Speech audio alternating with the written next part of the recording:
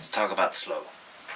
SLO is a solids lifting outlet, and it's what you need in order to make sure that you have a constant height in your fish tank, and it's what you need to get all the solids, all the fish poop, sucked out of your tank, so they don't remain in the actual fish tank, and there's a nitrogen buildup, you get a spike, and it can really kill the fish. So you got to get all those poops out of it, or to a neutralization tank, mineralization tank, or otherwise out of the actual system until you have it converted into nitrogen and so on and so on.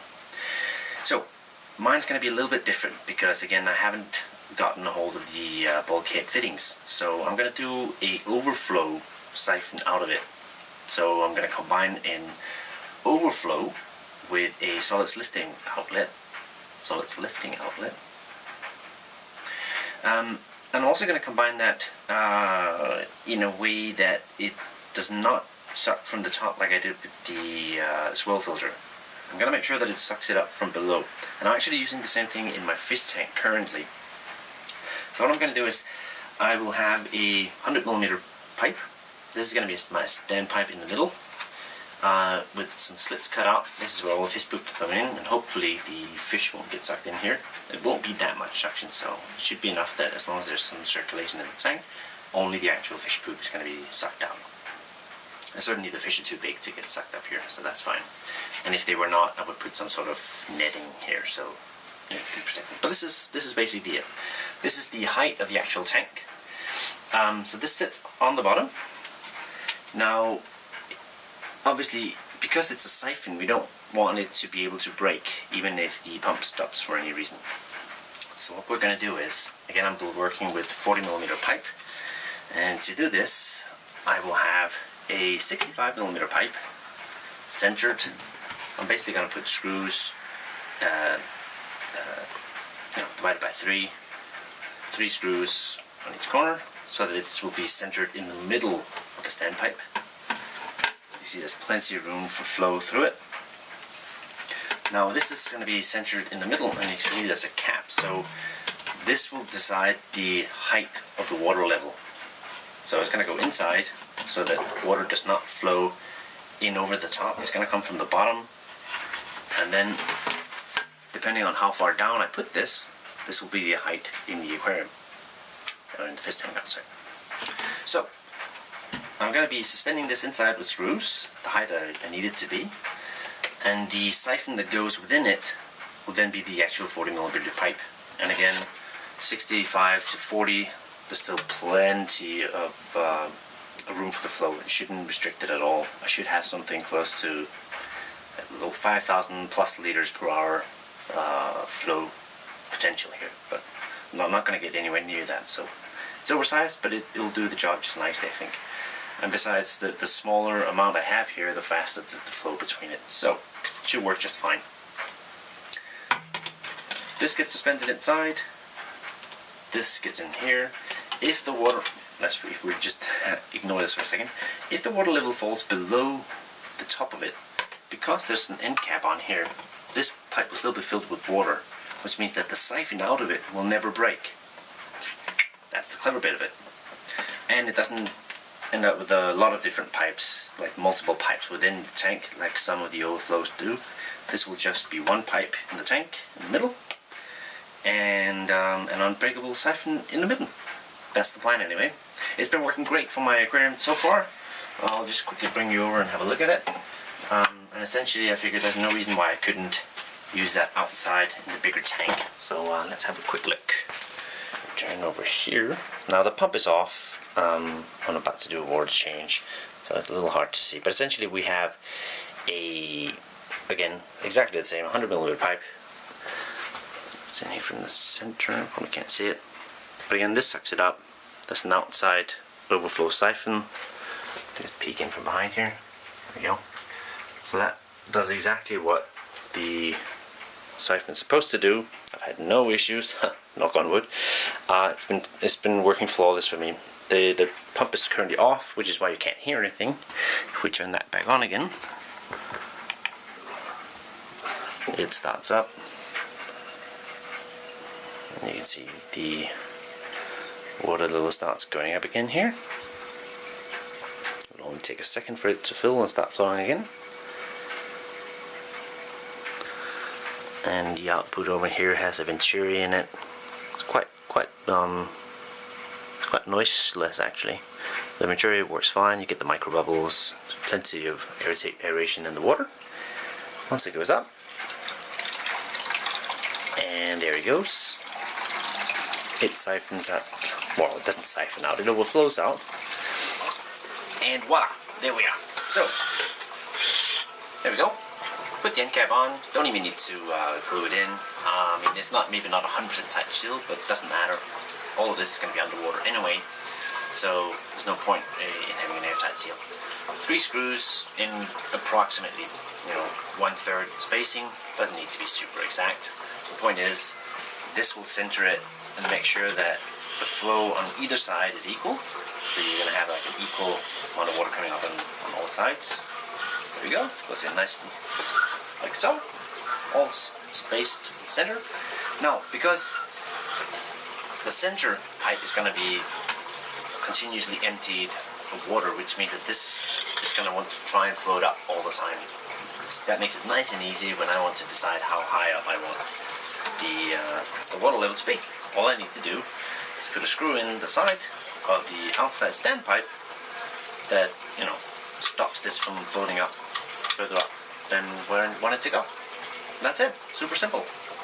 So that's going to be the last thing I'm going to do outside. I'm going to dump this in, and then I'll have a look at how high up I want this to be, and then I'm going to just punch in the screw on the outside here. That's going to go through the wall and just stop it from going out further. That's it. Simple.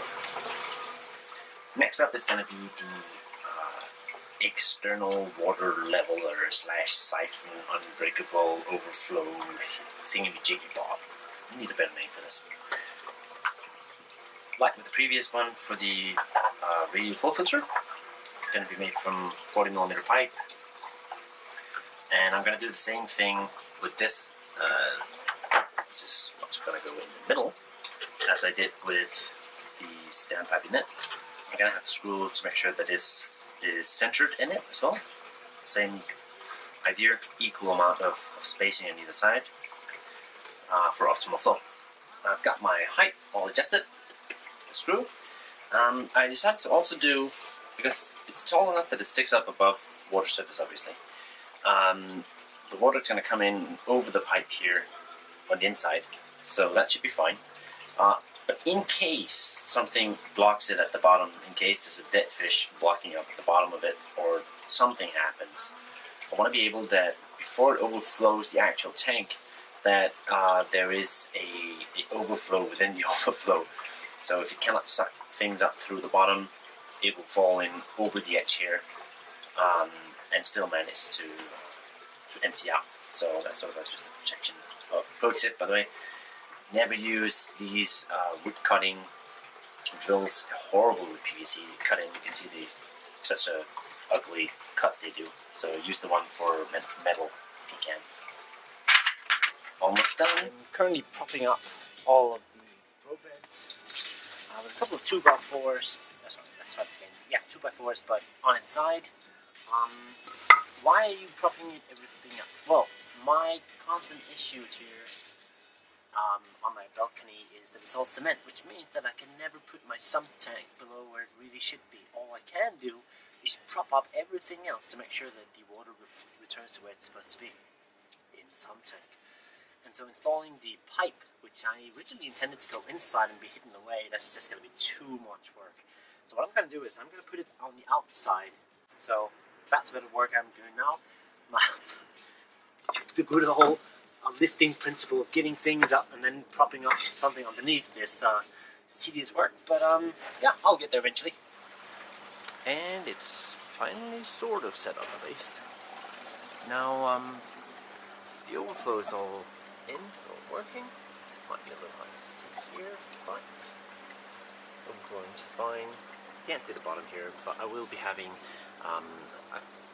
an acrylic pipe with LED strips on the inside within the actual tank, so that once in a while I can turn on the light. I mean, this is all dark, it's all dark, so you can't actually see much down here, but once I get the LEDs in there, it'll be nice. It'll give you a sort of good idea if something is happening, something I need to be aware of. This interior is in. I don't have enough flow to actually make it really smart yet. It needs to do a little bit of adjusting before this works optimally. It works very well inside, but I need to do a little bit of changes right now for it to work. But set up, and over winter it won't matter. Overflow is working well. I've got quite a drop, which means that there's quite a bit of flow in the actual radial filter. It's working fine. I'm just taking out the external strainer here for now. It won't matter too much, seeing as there's nothing in it here, but works fine. Also, I need a 25mm PVC ball valve here for the cleanout. Right now, it is the only thing overflowing into the return pipe. I ended up setting it up so that it is just the return pipe that goes back into the separate tank. The separate tank here is then siphoned together, 40mm siphon with the main sump tank. It's a bit of extra buffer down here, and more than enough flow through that siphon to make up for any sort of suction the pump does here. It's not an issue at all. It flows just fine. It's now at 80% capacity. It's running just fine. No issues at all. All of the grow beds are still just siphoning back into their own tanks individually, and each of them are, as before, siphoned together, so all that returns to the system main sump tank. What I need to do now is to figure out why on earth I still have tomatoes in end of December. This is weird. The one grow bed that I did take out is the one with my Brussels sprouts in it. You can see it's just sitting here. I need to put that back in the system. Probably I'll end up doing something over here, or maybe on top of the other tank here. Not quite sure yet, but that won't really happen until after I clean up this mess here. Now, this has been sort of outstanding for a while, and I've been putting it off until I got all the plumbing stuff in place. Now, obviously, I should have done that first, but hey. Yeah, so lots of cleanup needs to happen here. Need to redo a bit of thing.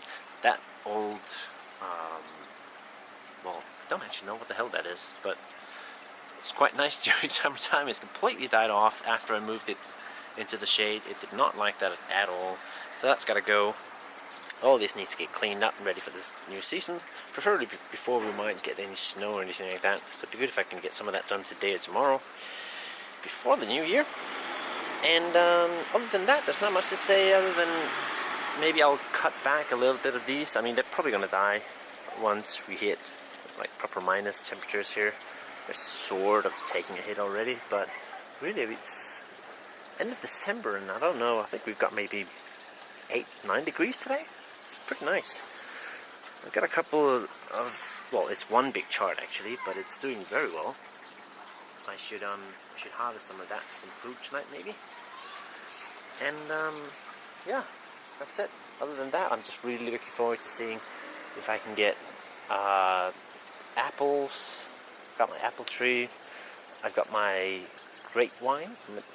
I need to probably do an entire grow box so that the root net can expand further. I think that's what's holding it back right now. I think that box is pretty much so full of roots that it doesn't get enough air in there. So what I need to do is cut that box up, give it the entire box to sort of grow in, and see if that changes anything. Apples, the ball peppers. For some reason I'm still getting ball peppers. I have no idea why. Must be that hot climate that's still going on. Then I have my my pear tree, my Japanese pear tree.